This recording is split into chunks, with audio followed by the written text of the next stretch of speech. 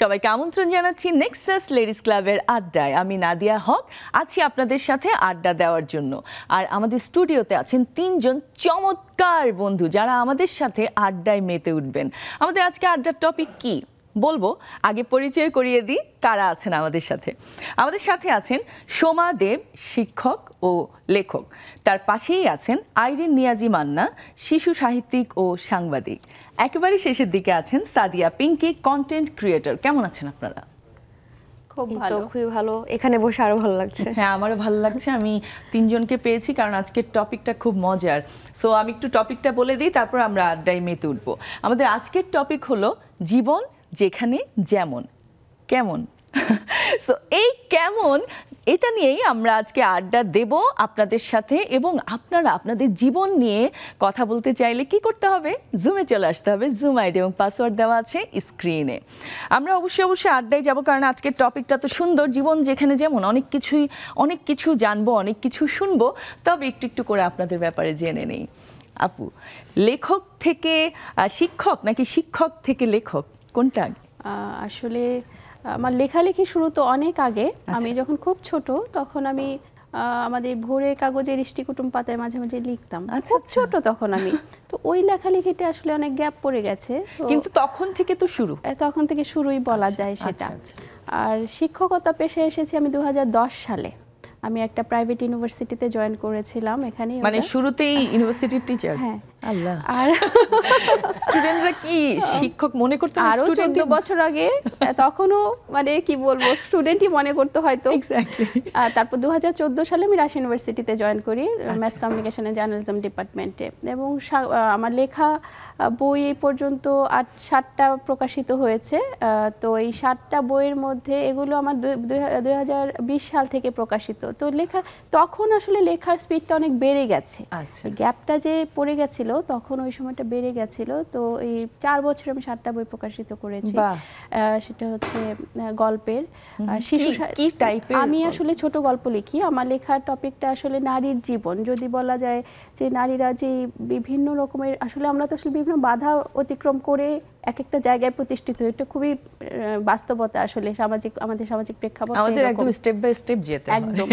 তো আমরা বিভিন্ন জায়গায় হয়তো এরকম হয় যে আমরা আর আগাবো না, এরকম চিন্তা করি যে না, আমাদের জীবনটা হয়তো এখানেই থেমে গেছে, একটা বৃত্তে আবদ্ধ হয়ে গেছে, হয়তো সংসার বা সন্তান, বা আমরা এগোনোর চিন্তা করি না। কিন্তু সেই জায়গা থেকে আমরা কিভাবে আরো বেশি সামনের দিকে এগিয়ে যেতে পারি, আমরা যে কোথাও থেমে থাকার মানে বস্তু নই আসলে। আমরা মানুষ, অনেকে আসলে থেমে যায় যে হ্যাঁ আমার সংসার হয়েছে, আমার সন্তান নিয়ে আমি খুব বিজি আছি, আমি আর লেখাপড়াটা করব না, বা আমি আর চাকরিটা করব না। এরকম করে অনেক জায়গায় আসলে প্রতিভাগুলো বিকশিত হয় না। তো আমার গল্পের টপিকটাই হচ্ছে যে আসলে থেমে থাকার কোনো জায়গা নেই, আমরা অনেক বেশি এগিয়ে যেতে পারি। এটা হচ্ছে আমার মূল বিষয়বস্তু। আমি এরকম আমার 7টা গল্পের বই প্রকাশিত হয়েছে। এর মধ্যে আবার আমি শিশু সাহিত্য নিয়েও কিছুটা কাজ করি। শিশু সাহিত্য আপাও করেন। তো এটা হচ্ছে আমার মূল লেখালেখির জায়গা। আপনার একদম মানে এই যে নারীদের নিয়ে যে লেখাগুলো আছে, আপনি অবশ্যই আজকে বলবেন কোন কোন বইটা আছে, যখন আমাদের বন্ধুরা যখন আসবে সবাই জানতে পারবে। কারণ নেক্সাস লেডিস ক্লাবে যারা আসে সবাই কিন্তু কোনো না কোনোভাবে কোনো না কোনো কিছুর সাথে জড়িত। আবার এই যে জীবনের যে যুদ্ধ, তারও ভালো এক্সপিরিয়েন্স আছে সবারই, তাই না? নারী তো অবশ্যই প্রত্যেকেরই আছে। এক্স্যাক্টলি। খুব ভালো লাগলো আপনার কথা শুনে। ধন্যবাদ। আপা, সাংবাদিকতার কত বছর চলছে? আমার সাংবাদিকতা 26 বছর। 26? হ্যাঁ, স্টুডেন্ট লাইফ থেকে করছি, স্টাফ রিপোর্টার। ওয়াও। আচ্ছা, শুরুটা কিভাবে হলো? শুরুটা কিভাবে আসলে, তাহলে তো আরো একটু আগের দিকে যেতে হয়। অবশ্যই। তো ওই যে ওর মতো আমিও খুব ছেলেবেলা থেকে, একেবারে শিশুর বয়স থেকে লেখালেখি শুরু করি। আমার প্রথম লেখা ইত্তেফাকে দাদা ভাইয়ের হাত ধরে ছাপা হয়, তখন আমি ক্লাস 4-এ পড়তাম, কচি কাঁচা আসরে। হ্যাঁ, তো সেই থেকে তো লেখালেখির সঙ্গে জড়িত। ছোটদের জন্য ছড়া লিখছি, গল্প লিখছি, তারপরে ছোটদের বিষয়ে ফিচারাইজড স্টোরিগুলি লিখছি। করতে করতে আমি যখন ক্লাস 8-এ পড়ি তখন এম ইন লাইফ ঠিক করলাম। আচ্ছা, ক্লাস 8-এই? হ্যাঁ, তখন আমার বাংলা যে টিচার, আমি যে স্কুলে পড়তাম, ওই মিলিয়াপা আমাদেরকে কালচারাল দিকটা খুব সাপোর্ট দিতেন। উনি আমাদের কালচারাল ডেভেলপমেন্টের ব্যাপারটা খুব সচেতন ছিলেন। তো ওই আপা বললেন যে তোমরা কে কি হতে চাও। আমি তখন একটা ইংলিশ মিডিয়াম স্কুল থেকে হাই স্কুলে ভর্তি হবো বলে আমি ট্রিনিটি নার্সারি স্কুলে পড়তাম। ওটা ওই সময় ঢাকা শহরে ইংলিশ মিডিয়াম একটা ফার্স্ট ক্লাস স্কুল ছিল। তো ওখান থেকে যে হাই স্কুল থেকে ম্যাট্রিক দিতে হবে, আমি ভর্তি হলাম হচ্ছে সিদ্ধেশ্বরী গার্লস স্কুলে। তো তখন আপাকে আমরা পেলাম। হ্যাঁ, তো ওই বছরই আপা আমাদেরকে বললো, আমি ক্লাস 8-এ পড়ি, যে তোমরা কে কি হতে চাও বড় হয়ে। তো সবাই বলছিল ডাক্তার হবে, ইঞ্জিনিয়ার হবে, কেউ বলছিল এক একজন এক এক রকম হচ্ছে, শিক্ষক হবে। আমি বলেছিলাম সাংবাদিক হব। ওরে বাবা! তখন আপা সম্ভবত ব্যাপারটা খুব ভালো লাগে, উনি আমাকে ডেকে তুমি সাংবাদিক কেন হতে চাও। তো তখন আমি আসলে ওই ছোটবেলা পত্রিকা পড়তাম এবং এই বাচ্চাদের বিশেষ করে বিভিন্ন ফিচারাইজড ইয়েগুলো আমার এখনো মনে আছে, যেটা আমাকে বেশি অ্যাট্রাক্ট করে। সম্ভবত পহেলা বৈশাখের চারুকলায় বাচ্চাদের একটা প্রোগ্রাম হচ্ছিল। ওই প্রোগ্রামে একজন সাংবাদিক, তখন উনি তরুণ, পরে আমি ওনাকে সিনিয়র সাংবাদিক হিসেবে পেয়েছি, আলমগীর ভাই ওই উনি বাচ্চাদের ইন্টারভিউ নিচ্ছিল। তো আমি আবার আম্মার সঙ্গে, আমার ছোটো বোন আঁকছিল, আমি ওখানে ছিলাম। তো আমি তখন করলাম, এবং ওই যে বাচ্চাদের পত্রিকা তো বাসায় থাকতো, পড়তাম, তো অ্যাট্রাক্ট ফিল করতাম এগুলির প্রতি। তখন আমার মানে ফিজিক্যালি এরকম দেখে আমার মনে হচ্ছে যে আমিও এরকম কাজ করব। একটু বড় হতে ভাবলাম যে ববিতা, শাবানা এদের ইন্টারভিউ করবো, এরকম অত বিস্তৃত তো আর বুঝতাম না। তো তখন থেকেই বললাম যে সাংবাদিক হব। তো ওটা হতে হতে একসময় ম্যাচিউর হলো। তারপর একসময় ফ্যামিলি থেকে একটু ইচ্ছে ছিল যে আমি মেডিকেলে পড়বো, রেজাল্ট মোটামুটি ভালো ছিল, প্রত্যেক ফ্যামিলির ইচ্ছে। হ্যাঁ, চাচ্ছিল, কিন্তু পরে আমি আসলে সাংবাদিকতায় চলে আসি।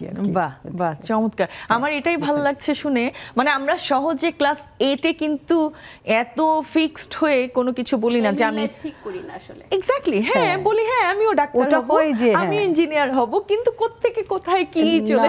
আমি সবসময় এটা বলি যে সাধারণত আমরা তো বলি না যে আমাদের দেশে আমরা পড়ি এক সাবজেক্টে, কাজ করি আরেক সাবজেক্টে, বা সাবকন্টিনেন্টারি দেশগুলো একটু অনুন্নত দেশগুলিতে তো এই প্রবলেমটা। তো আমি আর আমার ছোট বোন আমরা বলি যে আমরা ছোটবেলা থেকে আমরা যেটা মানে এম করেছিলাম, যে ও বলেছিল আর্টিস্ট হবে, ও স্বনামধন্য আর্টিস্ট হয়েছে, আমি বলেছি সাংবাদিক হব, সাংবাদিক হয়েছি, মানে সাংবাদিকতাই করছি, প্রফেশন এটাই। বাহ বাহ, চমৎকার। আর এই যে শিশু সাহিত্যিক, হ্যাঁ, কতগুলো বই আপনার এসছে? আমার গত মেলা থেকে হিসেব করলে, মানে শুধু মেলা না, বছরে মাঝামাঝি মানে বিভিন্ন সময় বই বেরোয় বিভিন্ন প্রকাশনী থেকে। তো এখন পর্যন্ত সম্ভবত 25 থেকে 28টা হবে। বাহ বাহ, চমৎকার। কিন্তু এই যে একটা টাফ জব সাংবাদিকতা, কিন্তু হ্যাঁ অনেকটুকু সময় তো আপনার দিতে হয়, তাই না? হ্যাঁ, অনেকটুকু। সো তার ফাঁকে ফাঁকে লেখালেখির সময়টা কেমনে পান? না, সাংবাদিকতাটা আসলে প্রফেশনটাই এরকম 24 ঘন্টার প্রফেশন। হ্যাঁ, তো 24 ঘন্টার প্রফেশনের পাশাপাশি এই সময়টা আসলে বের হয়ে যায় কিভাবে জানো, এবং বের করে আসলে নিতে হয়। আর এতদিনে আমরা আসলে এটাতে ইউজড হয়ে গেছি। ওটাই তাহলে আপনার মি টাইম বলেন? হ্যাঁ, ওটাই আমার ফ্রি টাইম আসলে। আর সবচেয়ে মজার ব্যাপার যে, হ্যাঁ সেটাও, আর সবচেয়ে মজার ব্যাপার হচ্ছে যে আমি যখন লেখালেখি শুরু করলাম এবং একটু বড় হলাম, তখন থেকে করলাম যে লেখালেখিটাকে বাঁচিয়ে রাখবার জন্য হলেও আমার সাংবাদিকতায় আসা দরকার। মানে মোটামুটি একই লাইনের বিষয়।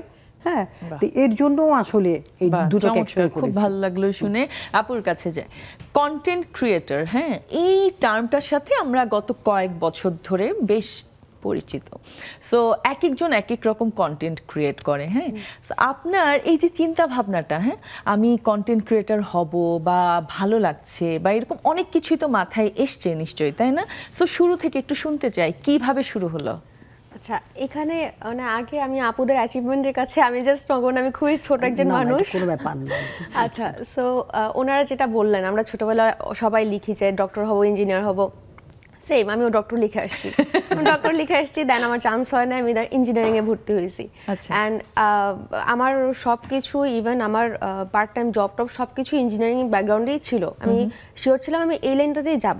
বাট করোনা আসলো, করোনার পর প্রায় যখন করোনার শেষ, তখন আমি দেখতাম যে সবাই ফেসবুকে খুব অ্যাক্টিভ। তখন এই কন্টেন্ট ক্রিয়েটর ওই সময়টাতে এত অ্যাক্টিভ, হ্যাঁ সবাই কিছু না কিছু বানাচ্ছে, মানে সব ডালগোনা কফিও বানানো শুরু করে মানুষ, মানে যে যেটা পারতেছে, জিলাপি, হ্যাঁ, এন্ড এই টাইপের বানানো শুরু করলো। তো আমি ভাবলাম যে আচ্ছা ঠিক আছে, আমিও কিছু একটা করি, সবাই করে, আমারও খুব ইচ্ছা হচ্ছে। তো আমি মানে এইভাবে মনের অজান্তেই মানে একটা জিনিস বানাচ্ছি, আর এটাকে কন্টেন্ট বলে এত কিছু ভাবি নেই। আমি ওভার থিঙ্কার গার্লফ্রেন্ড আচ্ছা না, যারা ওভারথিংক করে তা ভালো, আচ্ছা এই একটা টপিক নিয়ে বানাই, মানুষ একটু রিলেট করতে পারবে।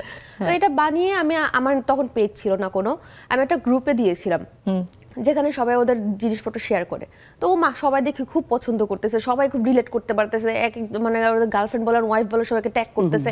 বললাম আচ্ছা ঠিক আছে, মানুষ তাহলে আমাকে সিরিয়াসলি নিচ্ছে, এটা তাহলে একটা সিরিয়াস জিনিস, এটা করা যায়। ওখান থেকে আমি স্টার্ট করেছি। আর কন্টেন্ট ক্রিয়েশন ব্যাপারটা এখনো যদি আপনি মানে আমার বাবা মা ঠিকভাবে বলতে পারবেন না যে এটা কি কাজ, মানে কি করে ফেসবুকে ভিডিও বানায়, মানে কন্টেন্ট ক্রিয়েশন এই টার্মটা এখন পর্যন্ত সবাই পরিচিত না। হ্যাঁ আস্তে আস্তে হচ্ছে। আবার এক একজন এক এক টাইপের কন্টেন্ট বানায়। আপনি কোন টাইপের কন্টেন্ট? আমি ফানি কন্টেন্ট বানাই। আমার বেসিক্যালি আমি ট্রাই করি যে আমাদের রেগুলার লাইফে যেসব জিনিসপত্র হচ্ছে সেগুলোকে মানে একদম পুরো রিলেটেবল জিনিসপত্র।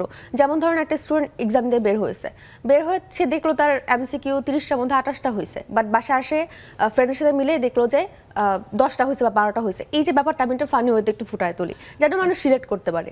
তারপরে যে লাইক কোনো একটা বয়ফ্রেন্ড চিট করলো, সে গার্লফ্রেন্ডের কাছে কিভাবে ধরা খায়, এই ব্যাপারে মানে আমি ফানি ওয়েতে 1 মিনিটের মধ্যে, আমার ভিডিও খুব একটা লং হয় না, মানুষ যেন ধরতে পারে, একদম অল্প একটু দেখেই তারা এন্টারটেইন হতে পারে, আবার জিনিসটা বুঝতেও পারে, ওরকম আমি কন্টেন্ট বানাই। বাহ, চমৎকার। আপনার পেজের নাম কি? পিঙ্কি মামা।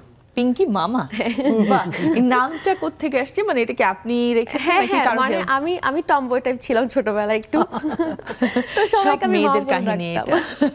এক্স্যাক্টলি, সবাইকে মামা বলে ডাকতাম, তো সবাই আমাকে আমার নাম ভুলে গিয়ে আমাকে মামা বলেই ডাকতো, এই মামা, এই কি খবর, এইরকম করতো। তো এই মানে আমার রিকশাওয়ালা মামা আমার মামা, আমার নিজের আপন মামা আমার মামা, ফুচকাওয়ালা মামা আমার মামা, তো আমার ফ্রেন্ডও আমার মামা। তো এরকম করতে করতে তো ভাবলাম ঠিক আছে, যখন পেজ আমি খুলবো ভাবলাম, তো এমন ওই নামটা আমার মাথায় ছিল আর কি। আর দেখেন এই যে নামটা মানে আই ক্যাচি খুব, মানে মানুষের মাথায় থাকবে, আচ্ছা পিঙ্কির সাথে মামা, পিঙ্কি মামা, এটা কেমন নাম, এটা ভেবেও হলো মাথায় থাকবে। তো এটা একটা স্ট্র্যাটেজি ছিল। ফলোয়ার্স কতগুলো আপনার? আমার 2.5 লাখ হলো আর কি। আমার জার্নি তো বললামই বেশি দিন না, 2 বছর হবে টোটাল, তো 2.5 লাখ এখন ফলোয়ার। বাহ, চমৎকার চমৎকার। আমাদের আজকের টপিকটা মানে আমার কাছে খুব মজার একটা টপিক, কারণ দেখা যায় আমরা সিচুয়েশনের উপর নির্ভর করে কিন্তু নিজে হয়তো চলি ফিরি, কথা বলি, তাই না? অনেক জায়গায় আছে এরকম, যদি দেশের বাইরে যায়, এমনকি ড্রেস আপ থেকে শুরু করে সব কিছু, তাই না? সো আপুর কাছে আগে একটু আসি, জানতে চাই এই যে জীবন যেখানে যেমন, হ্যাঁ, যখন ছোট ছিলেন ওই সময় দেখা যেত আপনার কাছে হয়তো 10 টাকা আছে, হ্যাঁ, 10 টাকাটা কিন্তু ওই সময় অনেক অনেক টাকা, হ্যাঁ, আমাদের জন্য ওই সময় 10 টাকাটা অনেক কিছু। কারণ কি, 10 টাকায় আমি একটা চকবার খেতে পারবো, সাথে আরো মনে হয় 2-1 টাকা থাকবে, ওই 2-1 টাকা দিয়ে আরো কিছু খেতে পারবো, তাই না? সো এই যে ওই সময় থেকে একটা ব্যালেন্স করে চলা, হ্যাঁ, জীবনটা যেখানে যেমন। সো আমি ছোটবেলা থেকে একটু শুনতে চাই, আপনার এরকম কোনো কাহিনী আছে কিনা, কোনো গল্প আছে কিনা যে ঈদের সময় আপনি টাকা পেয়েছেন, ওই টাকা আপনি আপনার মতো বুঝে শুনে খরচ করছেন, নাকি মা নিয়ে গেছে সব?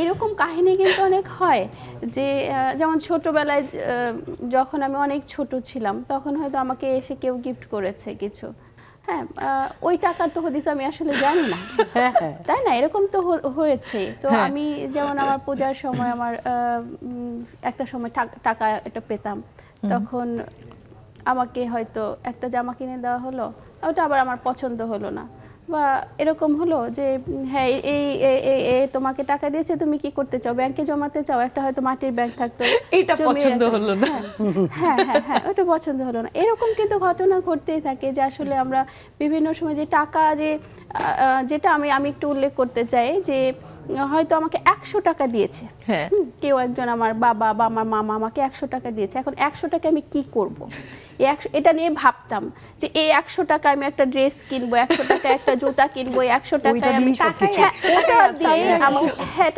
100, কিন্তু হ্যাঁ 100টা প্ল্যান করে দেখা যাবে ওই টাকা নাই বা ওই টাকা শেষ, আমি ঝালমুড়ি খেয়ে স্কুলে টিফিন খেয়ে খরচ করে ফেলেছি। আমি তো কনডেন্স মিল্ক কিনতাম, এটা একটা প্রিয় খাবার, এ নিয়ে খেতাম কনডেন্স মিল্ক, ওটা আমার জন্য অনেক বিশাল যেমন হ্যাঁ বিষয়। 10 টাকা দিলে হয়তো দেখা যেত যে 2 টাকা দিয়ে চানাচুর কিনে খেয়েছি, 2 টাকা বন্ধুকে খাইয়েছি, কি যে ভালো লাগতো, 1 টাকা দামের আইসক্রিম কিনেও খেয়েছি, হ্যাঁ আমাদের সময় কিন্তু এগুলো ছিল। একদম সত্যি কথা। আমরা আরো মজার মজার গল্প শুনবো, একটা বিরতি নিয়ে এক্ষুনি ফিরছি, নিয়ে নিচ্ছি ছোট্ট একটি বিরতি, কোথাও যাবেন না, সাথেই থাকুন।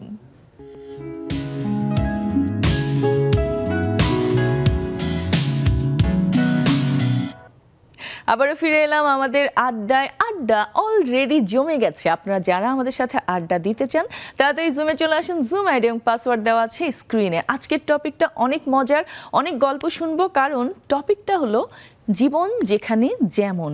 সো কেমন, এই কথাগুলো শুনতে চাই আপনাদের কাছ থেকে। দেরি না করে তাড়াতাড়ি চলে আসুন, দেরি করলে কিন্তু কথা হবে না। আচ্ছা আপু, বলছিলেন আপনি এই যে ছোটবেলার কথাগুলো, আস্তে আস্তে তো বড় হচ্ছেন, তাই না? মানে বড় হয়েছেন। তো দেখা যাচ্ছে বড় হতে হতে আমরা নারীরা বিশেষ করে যখন একটু বড় হই তখন অনেকগুলো বাইন্ডিংস চলে আসে, তাই না? যে আগে যেখানে সবার সাথে হয়তো খেলাধুলা করছি, হ্যাঁ, যখন টিনেজে চলে যাচ্ছি তখন হয়তো ফ্যামিলি থেকে বলছে না, ওদের সাথে খেলতে পারবা না, বা তুমি এতটা বাজে ওখানে থাকতে পারবা না, চলে আসতে হবে। হ্যাঁ, ওগুলোও কিন্তু আমরা মেনে নিয়েছি, কারণ আমরা ব্যালেন্স করছি সেই তখন থেকে। একটু শুনতে চাই আপনার কাছ থেকে, আপনার এরকম কোনো যদি গল্প থাকে। হ্যাঁ, সেটা এই যে আমাদের সব মেয়েদের, মানে বিশেষ করে আমি যেমন, আমার বাসা হচ্ছে জামালপুর, মফস্বলে বেড়ে ওঠা। তো বেশিরভাগ পরিবারগুলো আসলে রক্ষণশীল। সন্ধ্যাবেলায় যেখানেই থাকো, সন্ধ্যার আজান হবে আর বাসায় ঢুকবা। আবার আজানের একটু পরে হইলে মায়ের। এটাও হয়েছে।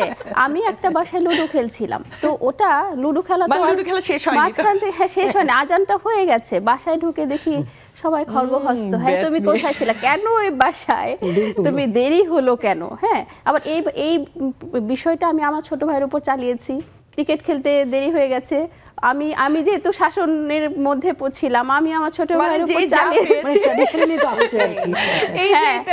এটাই চলতে থাকে। এটাই, কিন্তু আমি মনে করি কি কিছু কিছু বিষয় যে আমাদের পরিবার থেকে যে বিষয়গুলো চাপিয়ে দেয় বলবো, এগুলোর দরকার আছে কি যে আমরা একটা ডিসিপ্লিনের মধ্যে চলে যাই। এখনো কিন্তু যখন বাইরে থাকি, একটু সন্ধ্যা হলে, রাত হলে কিন্তু মনে হয় যে না, আমার বাসায় একটা ফোন করতে হবে। একটা কেমন লাগে না, আমি বাসায় ফোন করে জানিয়ে দিই যে আমার দেরি হচ্ছে বা দেরি হবে। হ্যাঁ, এটা না আসলে মজ্জাগত হয়ে গেছে। তো আমার মনে হয় যে পরিবার থেকে কিছু কিছু ব্যাপার আমাদের ডিসিপ্লিনের মধ্যে রাখা উচিত। একদম সত্যি কথা। ডিসিপ্লিন থেকে একটু আপার কাছে চলে যায়। এই যে ডিসিপ্লিনের যে ব্যাপারটা বলছি, আমি বললাম না একটু আগে, যে ছোটবেলা থেকে যখন একটু একটু বড় হই তখন আমাদের মধ্যে কিছু জিনিস চাপিয়ে দেয়। হ্যাঁ, সেই চাপিয়ে দেওয়াটাও দরকার আছে, আপা যেমন বলছিলেন, তাই না? সো ওই সময়ও কিন্তু আমরা সিচুয়েশন অনুযায়ী চলতে থাকি বলেই কিন্তু আমাদের মধ্যে এখনো পর্যন্ত ওই যে রুলস এন্ড রেগুলেশনস মেইনটেইন করবার যে ব্যাপারটা, এক্স্যাক্টলি। হ্যাঁ, শুনি একটু। আসলে ওই প্রতিটা ফ্যামিলিতেই এখন তো আমরা যেহেতু একটু বড় হয়েছি বা সিনিয়র হয়েছি, এখন আমরা বুঝতে পারি যে বাবা মারা তখন কেন এই জিনিসগুলি করেছিল, যে বাইরে বেশি খেলতে যাওয়া যাবে না। এই যে আমার বাসায় তো খুব স্ট্রিক্ট ছিল ব্যাপারটা, যে মাগরিবের পরে এটা কিন্তু আসলে শুধু আমরা মেয়ে বলে তা না, ভাইরা তাদেরকেও বলা ছিল এরকম। তারপরে যে আমাদের বিশেষ করে যে কোনো ছেলের সঙ্গে বা অন্য কারোর সঙ্গে এই ধরনের রিক্সায় উঠতাম না আমরা, বা উঠবো না এরকম। অন্য যে ডিসিপ্লিনের জায়গাগুলো, বাবা মা, বিশেষ করে মায়ের অবদান তো আসলে এই ক্ষেত্রে বেশি থাকে। তো মারা যে তৈরি করে দেয় এই জিনিসটা, যে ও যেমন বললো না যে ওর ভাইয়ের ওপরও আবার করেছে, এই যেটা হয় কি ওই ছোটোবেলা থেকে বিশেষ করে মেয়েরা মনে একটু বেশি শেখে, আমরা ওই জিনিসটা শিখে যাই, শিখে ওইটা প্র্যাকটিস করতে করতে যখন আমরা বড় হই একটা পর্যায়ে, যে আমরাও কিন্তু আমাদের পরের জেনারেশন বা আমাদের যে ভাই ভাগ্নি ছেলে মেয়ে তাদেরকেও আমরা এই জিনিসটা বলি বা শিখাই। এখন তো আমি অনেক কিছু হিসাব করি যে হ্যাঁ, আমার মা, হ্যাঁ আম্মা যেই বিষয়গুলির ব্যাপারে আমাদের এর প্রতি খুব স্ট্রিক্ট ছিল, ওই জিনিসগুলি তখন শিখেছিলাম বলেই আজকে অ্যাটলিস্ট পড়াশোনাটা ভালো মতো করেছি, আজকে একটা ভালো ওয়ে দিয়ে মানে হেঁটে এগিয়ে এসেছি একটা ভালো জায়গায় অবস্থানে। একটু স্লিপও কাটতে পারতো, হ্যাঁ, যদি মানে এটা হলো গুড প্যারেন্টিং বা গুড নার্সিং বাবা মার। হ্যাঁ, এটা করা দরকার। এই মানে এই জিনিসটা দিয়েই কিন্তু যে নৈতিকতার যে জায়গাটা, হ্যাঁ, এই জায়গাটা একটা শিশুর কিন্তু হয়ে যায়। এবং সেই জিনিসটা আমরা, যেটা আপনার প্রশ্ন ছিল, যেটা কিন্তু আমরা আজীবন লালন করি। ওই যে আমার মা আমাকে শিখিয়েছে, আমি আমার সন্তানকে শিখাচ্ছি, আমার বন্ধুদের, মানে আমরা সবাই কিন্তু শিখছি। এবং ও বললো না যে পরবর্তীতে আবার এটা আমরা প্র্যাকটিস করি, এই প্র্যাকটিসটা করে আমি শিখে এটা কিন্তু আবার আমার সন্তানরা শিখছে, তারা কিন্তু আবার এটা প্র্যাকটিস করবে। এবং আরো মজার ব্যাপার দাঁড়ায় যে ওইটা শিখে আসার পরেও, এত বয়স হওয়ার পরেও কিন্তু ওই জিনিসগুলি আমরা মেনটেন করি, টিল টুডে আমরা কিন্তু ভাবি যে রাত 11টা পর্যন্ত আড্ডা দেওয়া যাবে না, তো একটা লিমিট আছে। হ্যাঁ, মানে ওই সব ব্যাপারগুলো না একেবারে মিশে গেছে। হ্যাঁ, মিশে গেছে। আপনি চাইলেও সেপারেট করতে পারেন। এটার পাশাপাশি যেমন আমার মানে আমরা ছোটবেলায় এরকম করে বড় হয়েছি যে সকাল 6টায় ঘুম থেকে উঠতে হবে। এখন তো মানে বাচ্চারা এটা ভাবতেই পারে না, 6টায় উঠে 7টার মধ্যে পড়তে বসতে হবে, তারপর স্কুলের আগে রেডি হতে হবে, কখন খাবো, কখন সব নিয়ম। হ্যাঁ, মাগরিবের আজানটা ঘুমাবো। হ্যাঁ, মাগরিবের আজানটা দিলেই কিন্তু হালকা একটু নাস্তা খেয়ে পড়তে বসা। এটা ছিল ডিম টোস্ট, খুব একটা কমন নাস্তা। ডিম টোস্ট, ড্যানিশ, হ্যাঁ এগুলো হচ্ছে খুব কমন নাস্তা। বাটার বান সাথে দুধ, ওটা খেয়ে আবার বাকরখানিও এই ডিম টোস্টটা আমার খুব প্রিয় ছিল। তো এই জিনিসগুলো কিন্তু চলে চলে আসছে, এবং আমরা কিন্তু আমি এখন মা, আমার একটা বেবি আছে, তো আমিও চেষ্টা করি আমার বাচ্চাকে ঠিক আমি ডিসিপ্লিনে মানুষ হয়েছি ওই ডিসিপ্লিনগুলোর মধ্যে ওকে রাখতে, যে একটা নির্দিষ্ট সময়ে গোসল করা বা খেতে খাওয়া, বা এই সময় টিভি দেখা যাবে, এই সময় দেখা যাবে না। এটা তো একটা স্ট্রিক্ট ব্যাপার ছিল। একদম একদম। আমি একটু আপনার কাছ থেকেও শুনতে চাই, আপনি আপনারটা বলেন। হ্যাঁ, আমরা তো বলছি, সো আপনার কাছ থেকে একটু শুনি যে এই ধরনের যে ব্যাপারগুলো, হ্যাঁ যেমন আমরা ব্যালেন্স করেছি, আমরা শিখেছি, এখনো পর্যন্ত আমাদের মধ্যে আছে, হ্যাঁ যেটা হয়তো পরবর্তী প্রজন্মকে আমরা শিখাচ্ছি বা শিখাবো। সো আপনার কাছ থেকেও শুনতে চাই আপনার ভাবনাটা। আমি যখন একদম ছোট ছিলাম, ডিসিপ্লিনের ব্যাপারটা তো আর স্ট্রিক্ট প্যারেন্টিং তো আপনারা বোঝেনি, বললেন সবকিছু একদম কমন মিলে গেছে। তো আমার এমনও হয়েছে যে আমার একটা ফ্রেন্ডের বাসা ছিল একদম পাশাপাশি। আপনি কি বাই দ্য ওয়ে মিলেনিয়াল তো না? জেনজি। আচ্ছা আচ্ছা। সো আমি হলাম যে আমার বাসায়, আমার ফ্রেন্ডের বাসায় খেলতাম, তো আস্তে আস্তে দেখলাম যে মাগরিবের আগে খেলা চলে আসতে হবে, খেলতে পারবো না, তারপর ছাদে খেলতে পারবো না কারণ সাউন্ড হতো, মানুষের ডিস্টার্ব হবে, মানে অনেক কিছু নিয়ম টিয়ম আসা শুরু করলো। আচ্ছা ঠিক আছে, মানতে শুরু করলাম। এরপরে আব্বাম্মু যেটা করলো যে কেউ কিছু দিলে খাওয়া যাবে না, তো ঠিক আছে এটা কোথাও কারো কোথাও কিছু খাই না। বাট ফ্রেন্ডের বাসায় একদিন আমার আন্টি আইসক্রিম দিয়েছিল, ওইটা কেন খাইছি এটা নিয়ে আমার মা আমাকে অনেক করছে, কেন আরেকজন খাওয়া হয়েছে কেন, এটা আমার এখনো মনে আসছে, চিন্তা করেন। তো এই যে ব্যাপারটা কিন্তু আমার মধ্যে চলে আসছে এখন, এটা ভালো দিক, এটা টু বি অনেস্ট ভালো দিক। এই যে সকালবেলা পড়তে বসানো, এই ব্যাপারগুলো আমরাও হচ্ছে, আমার মা কিন্তু আমাদের সাথে উঠতো, মানে ওনারা কিন্তু ঘুমাতে পারতো চাইলে, বাট না পড়াইতে হবে, পড়তে হবে, ওকে বসতে হবে, এটা শিখাইতে হবে, এই জন্য সকালবেলা ঘুম থেকে উঠে আমাদের সাথে হ্যাঁ এটা সবসময় বলতো যে সকালবেলার পড়াটা সব মাথায় ঢুকে মনে থাকে। হ্যাঁ তখন বুঝতাম না, তখন খুব মেজাজ খারাপ হতো, হ্যাঁ যে এত সকালে একটু ঘুমাইতে পারে, হ্যাঁ কিন্তু কোনোভাবেই করতো না, মানে তারা এই ব্যাপারটা কোনো কম্প্রোমাইজ করতো না, আর বাকি সবকিছু হলো।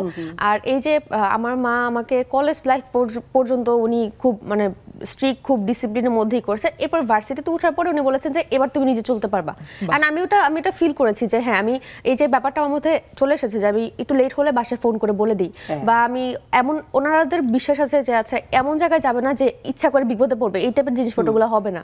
মানে এই যে একটা ট্রাস্ট গেইন হয়েছে, অ্যান্ড আমার মধ্যে ওই শিক্ষাটা এসেছে, তারাও একটু সিকিউর ফিল করে, এটা আসলে খুব দরকার। আমার মনে হয় যেমনটা দরকার তেমনই কিন্তু চলছে, তাই না? আর আমি এটাই চাইবো আমার পরবর্তী প্রজন্ম বলেন, আমার ছোট ভাই বলেন, ওর মধ্যে ওই ব্যাপারগুলো যেন আমি বিকশিত করতে পারি।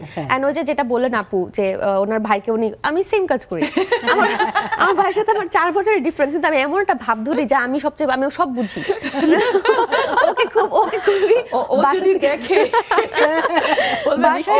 ওকে শাসন বেশি আমিই করি, মানে এখন আব্বা আম্মু কিছু বিচার দিতে হলে আমাকেই দেয়, মানে আমি সবার বড় তো আমাকেই সব বিচার দেয়, আমি একদম শাসন করি। মানে ও কথাবার্তা বললো, হ্যাঁ তবে এমন আমাদের এরকম, মানে আমাদের বাবা মারা হয়তো এই জিনিসটা ফেস করেছে যে শেয়ার করতে পারতো না কথা মা বাবার সাথে, কিন্তু আমাদের জেনারেশনটা কিন্তু একটু ডিফারেন্ট, মানে হয়তো আপনারা ওটা পেরেছেন, মানে বাবা মার সাথে শেয়ার করতে পারার যে ব্যাপারটা, এটা আমরা করতে পারি। এই যে আমার ছোট ভাই, ওনারা পারতেন না, হ্যাঁ ওনারা পারতেন না, ওরা কখনো পারতো না। এখন আমার মেয়েকেও দেখি তার বাবার সাথে বন্ধু, মানে অ্যাসিস্ট্যান্ট, সে নির্দেশ দিচ্ছে, সবকিছু বাবাকে দিয়ে করাচ্ছে, কিন্তু আমরা বাবার সাথে কথা বলতে খুব ভয় পেতাম, খুবই ভয় পেতাম।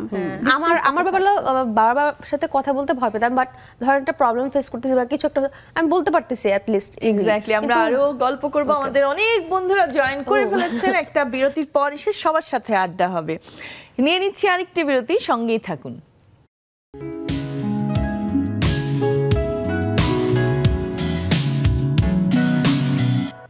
আবারও ফিরে এলাম আমাদের আড্ডায়। আড্ডা অনেক মজার হচ্ছে এবং অলরেডি অনেক বন্ধুরা আমাদের জয়েন করে ফেলেছেন। আপনারা যদি এরকম মজা করে আড্ডা দিতে চান তাড়াতাড়ি জুমে চলে আসুন। জুম আইডি এবং পাসওয়ার্ড দেওয়া আছে স্ক্রিনে। আমি একটু জুমে চলে যাই। সুরমা আপা,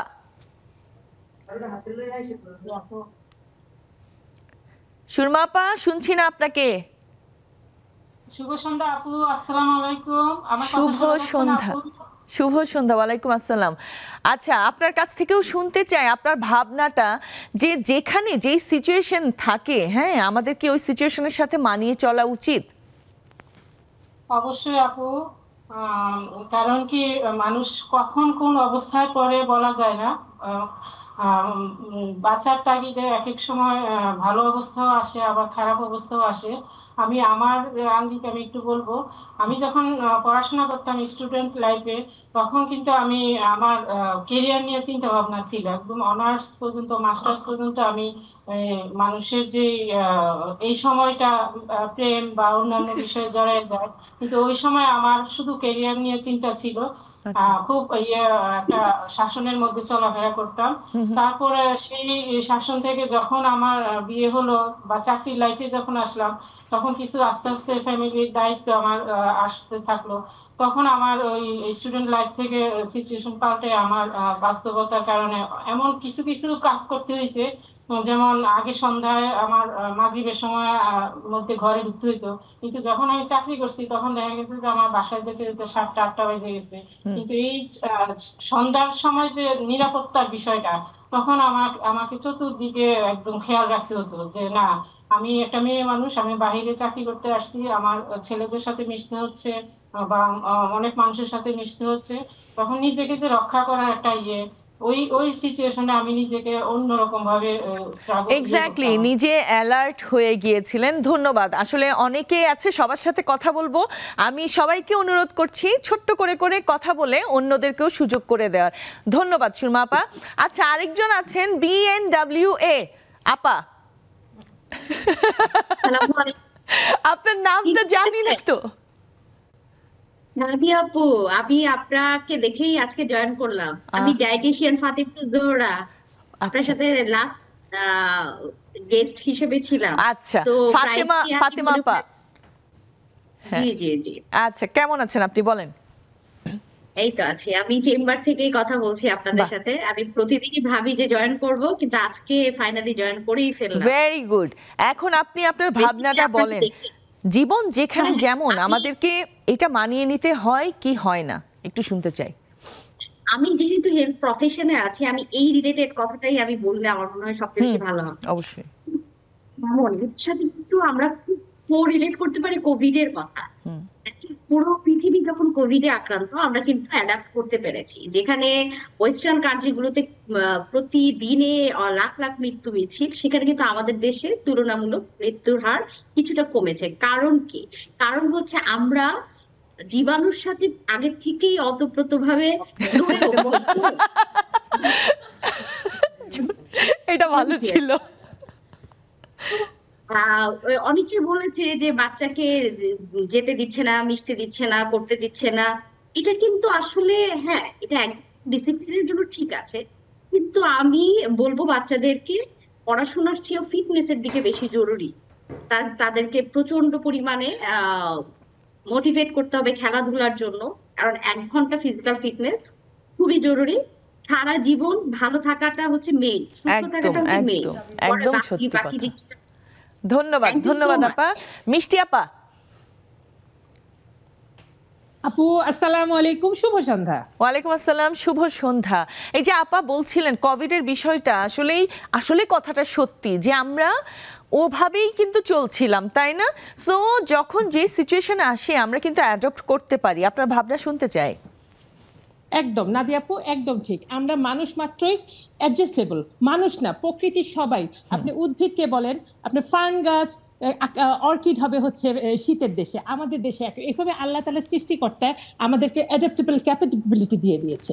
আমরা নারীরা পাকঘরে যে রান্না করছি, আমি একজন এগ্রিকালচারিস্ট, যখন ফিল্ডে যাই, ফিল্ডে আমার কোদালও হাতে নিতে হয়েছে। আর কোভিডের কথায় তো আমরা আসলেও রেজিস্ট্যান্স বেশি, আমাদের ক্যাপাসিটি বাংলাদেশের থার্ড ওয়ার্ল্ড কান্ট্রিগুলো এদের রেজিস্ট্যান্স বেশি, সো আল্লাহ এখান দিয়ে আমাদের রহমত করেছে।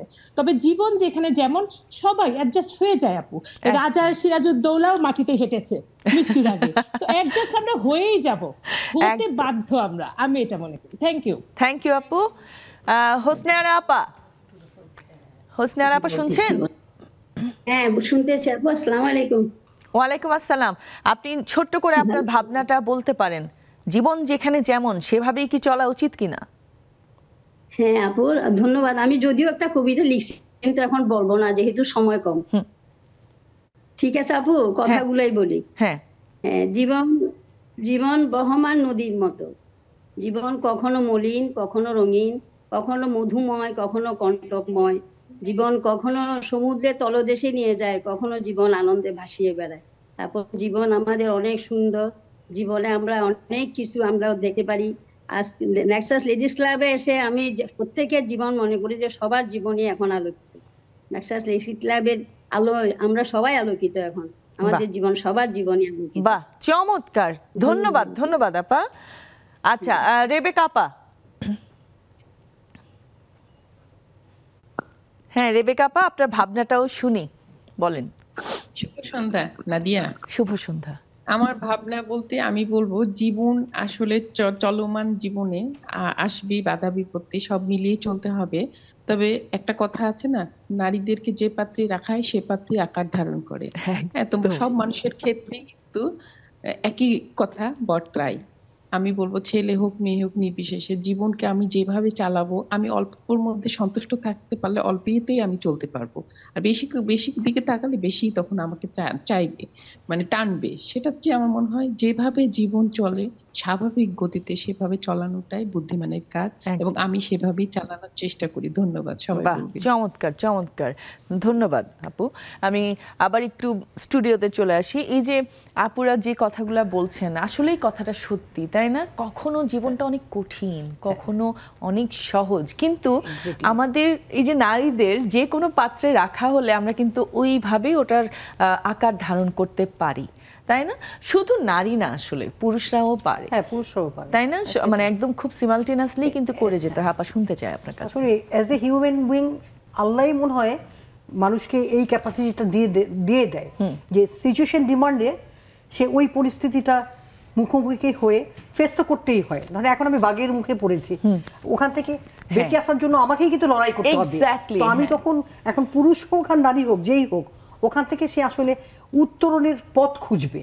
হ্যাঁ, তো জীবনটাই আসলে এরকম। কারণ যে সিচুয়েশনই আপনি বা আমরা পড়ি না কেন, ওই সিচুয়েশন থেকে আমি কি করে আসলে ওয়ে আউট হব বা রাস্তাটা কিভাবে বের করব, এই জিনিসটা তাৎক্ষণিক আমাকেই তৈরি করে নিতে হবে। এবং আমার মনে হয় এই যে উদ্ধার পেয়ে যাওয়ার যে ইয়েটা, ধর আমি উদ্ধার হয়ে গেলাম ওই পরিস্থিতি থেকে, হ্যাঁ, তো এটা কিন্তু এক ধরনের স্মার্টনেস।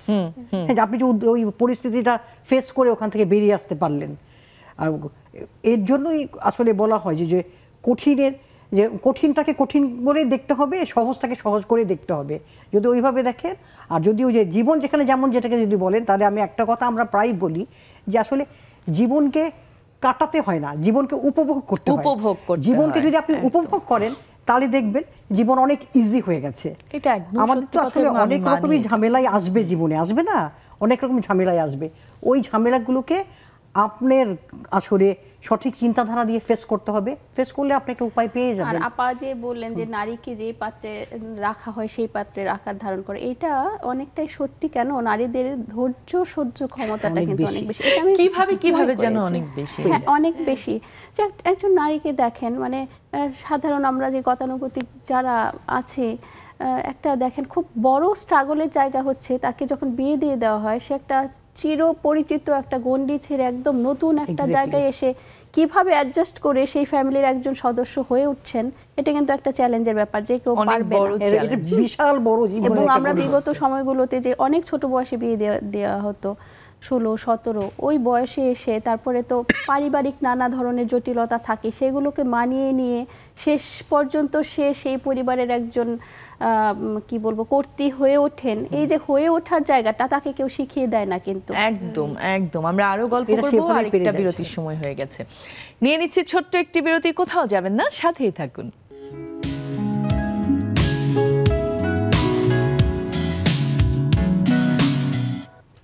আবার আমন্ত্রণ নেক্সাস লেডিস ক্লাবের আড্ডায়। আমরা একদম শেষ পার্টে আছি, অনেক কিছু বলার থাকে কিন্তু সময় চলে যায়।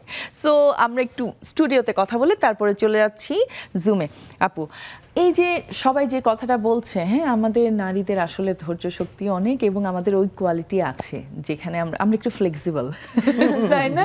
সো আপনার কাছ থেকে একটু শুনতে চাই যে যখন দেখা যায় সব তো খালি পজিটিভ কমেন্ট আসে না, তাই না? নেগেটিভ কমেন্টটা আসে। সো প্রথম দিকে তো একটু মানিয়ে নিতে কষ্ট হচ্ছিল। মাই গড, কান্নাকাটি করতাম। আমি ভাবতাম যে আর বানাবো না, কিচ্ছু বানাবো না। মানে এমন কিছু কমেন্ট আসে যেটার সাথে আমি কোনোভাবে রিলেটেবল না, কিন্তু কিছু মানুষ তো বসে থাকে শুধু শুধু সবাইকে কমেন্ট করে, একই রকম কমেন্ট করে। তো এই জিনিসগুলো প্রথম দিক দিয়ে খুবই কষ্ট হতো বানায় নিতে। তারপর আস্তে আস্তে ভালো যে না ঠিক আছে, ওদের কথা বাদ দিই, যারা পজিটিভ কমেন্ট করে ওরা তো চাচ্ছে। ইভেন দেখা গেল 2-3 দিন কন্টেন্ট বানাচ্ছি না, আমাকে কেউ নক করে বলতেছে আপু তোমার কন্টেন্ট মিস করতেছি, তুমি কন্টেন্ট দিচ্ছ না কেন। তো এই ভালো লাগার জায়গা তৈরি হয়েছে ওদের জন্যই। তারপরে ব্যাপারগুলো মানিয়ে নিয়ে আচ্ছা ঠিক আছে করুক। যে এক্স্যাক্টলি এই ব্যাপারটা, মানে আপনি আপনার কাজ কিন্তু ছাড়ছেন না, কারণ হচ্ছে কাজটা খারাপ কিছু না যা করছেন। সো অন্যের কমেন্টে পিছনে চলে যাওয়ার চাইতে আপনি নিজে এগিয়ে যাচ্ছেন, এই যে মানিয়ে নিচ্ছেন, এই ব্যাপারটা কিন্তু অনেক ইম্পর্টেন্ট। যারা অনেকেই এটা করতে পারে না এবং ডিপ্রেশনসে চলে যায়। সো মানে থ্যাঙ্কস টু ইউ যে আপনি নিজে এটা মানিয়ে নিয়ে সামনের দিকে এগিয়ে যাচ্ছেন। বাহ, চমৎকার। আমি আবারও একটু জুমে আপুদের কাছে চলে যাই। আচ্ছা, আতিয়া হক আপা, আপনি শুনতে পাচ্ছেন আমাকে? জি, শুনতে পাচ্ছি। ভালো আছেন আপনি? হ্যাঁ, আমি ভালো আছি। আপনাদের এটা আমি রেগুলারই দেখি, আমার খুব ইচ্ছা আপনাদের সাথে যোগ হওয়ার। তো আজকে আল্লাহর রহমতে যোগ হতে পারছি, আমি খুব খুশি। আপনি কোত্থেকে জয়েন করেছেন আপা? আমি কল্যাণপুরে থাকি, কল্যাণপুরে 1 নম্বর রোডে থাকি। আচ্ছা আচ্ছা, চমৎকার। খুব ভালো লাগলো আপনাকে দেখে। এবং আমি মানে আই হোপ যে আপনি আমাদের যে গ্রুপটা আছে নেক্সাস লেডিস ক্লাব গ্রুপ, হ্যাঁ ওখানে আপনি জয়েন হয়ে যাবেন। কখনো না কখনো আপনাকে ওখান থেকে আমরা এখানে পেয়ে যাব। সো আমার খুব ভালো লাগবে আপনাকে যদি আমরা এখানে পেয়ে যাই। খুব ভালো লাগলো, এইভাবে আমাদের সাথে পাশে থাকবেন। আচ্ছা ঠিক আছে, আমি একটু খুশি হব। জি আচ্ছা, অনেক অনেক অনেক অনেক ধন্যবাদ। শানু আপা, সুন্দর লাগছে আপনাকে। বলেন, ছোট্ট করে বলেন যে জীবন যেখানে যেমন সেইভাবেই চলতে পারেন কি পারেন না? সেইভাবেই চলতে পারি, কারণ যেখানে যেরকম আসলে ওইভাবেই মানাই নেওয়ার চেষ্টা করি, ওইভাবেই মানাই নেই। কারণ ওইভাবে মানাই না নিতে পারলে তো চলতে পারবো না। কারণ আল্লাহই তো আমাদেরকে শিখিয়ে দিয়েছে যে আমাদের দেশ হলো 6 ঋতু দেশ, গরম সহ্য করতে হবে, শীত সহ্য করতে হবে, বর্ষা সহ্য করতে হবে। তাহলে আমরা কেন যেখানে যেরকম সেখানে মানাই নিতে পারবো না? সেখানে আমাদের তো মানাই নিতেই হবে, আর মানাই অবশ্যই নেই। আমি তো আরো বেশি নেই। অনেকে যদি পাশে থেকে এইভাবে কিভাবে করবো, কি করবো না করবো, এটা কিভাবে করা সম্ভব। চমৎকার চমৎকার, আপনি বেশি নিতে পারেন, এই জন্য আপনি আজকে থেকে আয়রন লেডি। ঠিক আছে, ধন্যবাদ আপা, আপনাকে অনেক অনেক ধন্যবাদ। অন্যরাও কথা বলবে। রুমা আপা, হ্যাঁ রুমা আপা শুনতে পাচ্ছেন? হ্যাঁ আপু শুনতে পাচ্ছি। আচ্ছা, আপনার ভাবনাটা একটু শুনতে চাই, ছোট করে বলেন। এটা কি আমাদের সবার পক্ষে সম্ভব কিনা মানিয়ে নেওয়া, মানিয়ে চলা? অবশ্যই সম্ভব, আমরা সবকিছুই পারি। আমরা বাঙালিরা হচ্ছে যখন যেভাবে থাকতে হয়, কথা বলছো আমরা বাঙালিরা। হ্যাঁ, আর হচ্ছে জীবন যেখানে যেমন, আসলে ছোটবেলায় কেউ 2 টাকা পাখি টাকা দিলে অনেক খুশি হইতাম। এখন হচ্ছে 2 টাকা দিয়ে কি করবে, এখন 1000 টাকা দিলেও বাইরে গেলে 1000 টাকা কোন দিক দিয়ে খরচ হয়ে যায় বুঝতেই পারি না। একবার ভাঙতি করবেন তো শেষ। ধন্যবাদ আপা, ধন্যবাদ। নেলি আপা, আসসালামু আলাইকুম, শুভ সন্ধ্যা। ওয়ালাইকুম আসসালাম, শুভ সন্ধ্যা। বলেন, আপনার কাছ থেকেও শুনতে চাই একটু করে। আসলে জীবনটা আমাদের সবসময় যেরকম ওরকম হতেও পারে, আবার নাও হতে পারে। তো জীবন আমাদের আসলে মানিয়ে নেওয়াটাই হচ্ছে আমাদের আসলে জীবন, যেমন যেভাবে চলবে আমাদের ওভাবেই চলতে হবে, ওইটাই হচ্ছে আসলে আসল কথা। পরিস্থিতির সাথে আমাদের মানিয়ে চলতে হবে, এটাই হচ্ছে আসল ব্যাপার। থ্যাংক ইউ শারমিন জাহান, আচ্ছা শারমিন জাহান আপা শুনতে পাচ্ছেন? জি আপু শুনতে পাচ্ছি। আসসালামু আলাইকুম। ওয়ালাইকুম আসসালাম। আপনার ভয়েসটা খুব সুন্দর, এখানে খুব সুন্দর শোনা যাচ্ছে অ্যাটলিস্ট। আচ্ছা হ্যাঁ বলেন, আপনার ভাবনাটাও শুনি। ওই যে আপু আমাদের মেয়েদের যেটা হয়, মানে যে কোনো পরিস্থিতি মেনে নিলে আসলে সবকিছুই ভালো থাকে। আমাদের আশেপাশে মানুষ ভালো থাকে, পরিবারের মানুষ ভালো থাকে, বাইরে আপনি মানে সবার সাথে মিশতে গেলে ভালো থাকে। তো কিছু কিছু জিনিস আছে আমাদের বাধা বিপত্তি আসবে, কিন্তু মেনে নিলেই ভালো। আর কিছু জিনিস যেটা নিজে আমরা কন্ট্রোল করতেই পারছি না, সেটা সময়ের উপর ছেড়ে দিলে মনে হয় বেশি ভালো হয়। কিন্তু ওই যে শেষে একটাই কথা, মেনে নেয়া, মেনে নিলে সবকিছু ভালো থাকে। ধন্যবাদ আপা, সুন্দর বলেছেন। রীতা আপা হ্যাঁ সন্ধ্যা, আশা করছি সবাই ভালো আছে। আসলে মেনে না নিলে আর নেওয়ার তো উপায় নাই, কারণ আমরা মেয়ে মানুষরা বিভিন্ন সময় বয়স ভেদে বিভিন্ন রূপ ধারণ করি এবং সবকিছু মানিয়ে নিতে পারি দেখেই কিন্তু সবার সাথে অ্যাডজাস্ট করে চলতে পারি এবং ভালো রাখার চেষ্টা করি সবাইকে। আর আমি ব্যক্তিগতভাবে যেখানেই যাই, যেই পরিবেশ হোক সেখানেই আমি অ্যাডজাস্ট করতে পারি, আমার কোনো প্রবলেম নেই। চমৎকার, ধন্যবাদ আপা, ধন্যবাদ। আকলিমা আপা। আসসালামু আলাইকুম, শুভ সন্ধ্যা। আজকের বিষয়টা খুবই ভালো, আমি শুরু করে দেই, একটুখানি বলবো কারণ সময় কম। আসলে হচ্ছে যে আমরা প্রকৃতিতে যদি মানিয়ে নিতে না পারি তাহলে কিন্তু আমাদের অস্তিত্ব বিলীন হয়ে যায়। ঠিক তেমনি সমাজে যদি আমরা সমাজের সাথে খাপ খাওয়াতে না পারি, সমাজ থেকে আমরা বিচ্ছিন্ন হয়ে যাব। পরিবারে যদি আমরা খাপ খাওয়াতে না পারি তাহলে আমরা পরিবার থেকে একদম সত্যি কথা আপা, ধন্যবাদ। সব জায়গায় সব পরিবেশে মানায় নিতে হবে। ধন্যবাদ আপা। নার্গিস আপা। আসসালামু আলাইকুম ওয়া রাহমাতুল্লাহি ওয়া বারাকাতুহু। ওয়ালাইকুম আসসালাম, বলে ফেলেন। জীবন যেখানে যেমন, আমি একটু ভিন্ন রকম। কারণ আমার কাছে মনে হয় যে আমি যেখানে সেখানে আমি অ্যাডজাস্ট হতে পারি না। আমার কাছে যেটাতে সুইটেবল মনে হয়, আমি মনে করি যেখানে আমার স্বাচ্ছন্দ্যতা, যেখানে আমি পারবো মিশতে, যেখানে আমি গেলে আমি নিরাপদ বোধ করব, আমার কাছে সেই রকম জায়গাগুলো আমার কাছে খুব, আমি সেখানে মিশে যেতে পারি। হ্যাঁ, তাহলে আপনি বুঝে শুনে যান আর কি, বুঝে শুনে চুজ করেন, ওটাও এক ধরনের কিন্তু মানিয়ে নেওয়া, প্ল্যান করে যাওয়া। ধন্যবাদ আপা। তানিয়া আপা।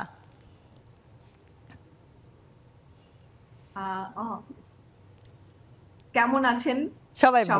হ্যাঁ, শুভ সন্ধ্যা। স্টুডিওতে যারা আছেন তাদেরকে অনেক অনেক শুভেচ্ছা। আর অনেকদিন পরে আমি আসলাম, সেই জন্য সব বন্ধুদেরকে অনেক মিস করি। আসলে আমি যেটা বলবো যে জীবন যেখানে যেমন সেখানেই অনেক সুন্দর। আর আমাদের জীবনের সাথে জড়ানো যেই ব্যাপারগুলো থাকে, ভালো মন্দ সবকিছু নিয়েই আসলে চলাটার মধ্যে এক রকমের সার্থকতা এবং আনন্দ, আমি সেটা মনে করি। ধন্যবাদ আপা। তিন্নি আপা। থ্যাংক ইউ আপু। শুভ সন্ধ্যা সবাইকে। আমি একটা কথাই বলবো যে জীবন যেখানে যেমন, আমি অফিস থেকে এসেই দরজা চিপা এসে দাঁড়ায় আইডি কার্ড খুলে এখানে দাঁড়াইছে, এটাই এখন জীবন যেখানে যেমন হয়ে গেছে। বাহ, চমৎকার। আপনাদের অনেক অনেক ধন্যবাদ, খুব সুন্দর সুন্দর কথা বলেছেন। আপনাদের তিনজনকে অনেক ধন্যবাদ, খুব ভালো লাগলো আজকের আড্ডাটা, সবাই খুব সুন্দর করে বলেছেন এবং মানে এখন মনে হচ্ছে কথা খুব তাড়াতাড়ি শেষ হয়ে গেছে। এক্স্যাক্টলি, বিদায় নিয়ে নিতে হবে, সময় একেবারেই কম। আজকের মতো এখানেই শেষ করছি। ভালো থাকবেন, সুস্থ থাকবেন, নেক্সাস টেলিভিশনের সাথেই থাকবেন।